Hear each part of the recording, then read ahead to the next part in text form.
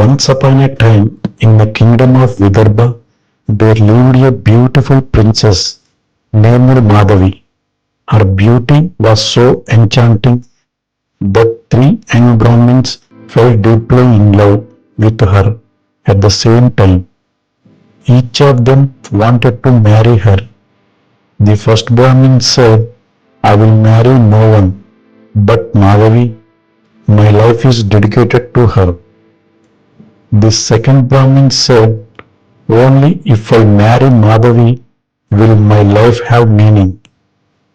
The third Brahmin declared, if I don't marry her, I will end my life. Thus, all three became rivals in love, but fate had something else in store. One day, Madhavi was bitten by a poisonous serpent and died instantly. Her body was placed on a funeral pyre and cremated. Now, the three Brahmins reacted differently to this tragedy. The first Brahmin stayed at the cremation ground, sitting beside her ashes, weeping and gardening them day and night. The second Brahmin, unable to bear the grief, wandered into forest and began studying tantra and mystical scriptures. The third Brahmin chose to live with Madhavi's grieving parents, caring for them like a true son-in-law.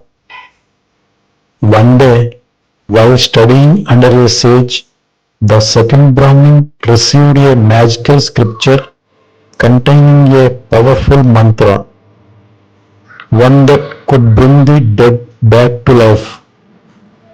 Excited, he rushed back to the other two Brahmins.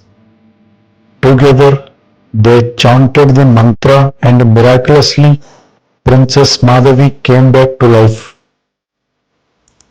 Now that Madhavi was alive again, the three Brahmins began to argue fiercely. The first Brahmin said, I am the rightful husband. I guarded her ashes when the whole world abandoned her. The second Brahmin said, I am the rightful husband. Without my mantra, she would never have returned to life. The third Brahmin said, I am the rightful husband. I cared for her parents and lived as their son. I alone acted like a true family. The argument grew so heated that no one could decide. So my question is, who among the three deserves to be a Madhavi's true husband? If anyone knows the answer, please write it in the comment box below. Wait, I will explain. The first Brahmin who sat by her ashes was only doing the duty of a watchman. That doesn't make him a husband. The second Brahmin who revived her gave her life again. But that is like a father's role.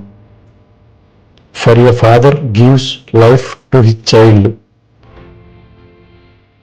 The third Brahmin who lived with her parents and acted as their son-in-law fulfilled the true duty of a husband in society. Therefore, Madhavi rightfully belongs to the third Brahmin. So the moral of the story is, true relationships are based not on obsession, power or sacrifice, but on duty, responsibility and rightful bonds. Love without responsibility is incomplete.